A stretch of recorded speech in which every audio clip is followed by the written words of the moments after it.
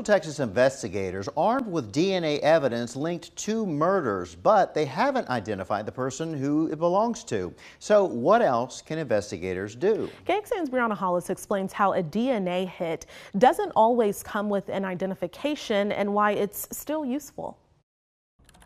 April 2018, Alba Aviles found dead in her car in Bastrop County. June 2024, Alyssa Rivera found dead inside an abandoned home in Southeast Austin. Both cases now connected by DNA.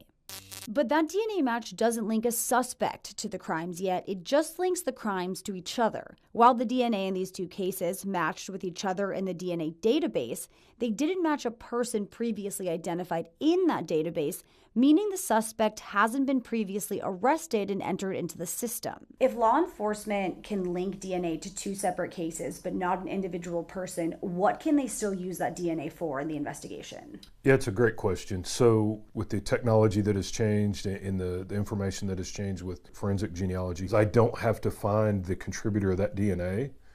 I can find a sibling, a parent, a child, a cousin. Investigators can use forensic genealogy to track that DNA through genealogy databases like 23andMe. Clint McNear, a former detective and now field services supervisor for the Texas Municipal Police Association, says DNA links can also help eliminate persons of interest. We're getting hundreds, sometimes thousands of leads, and it's as important that I can clear someone as it is that I find someone. If that's not your DNA and your DNA wasn't at the scene of that crime, clearly it's very likely you weren't there or weren't involved in it. Brianna Hollis, KXAN News.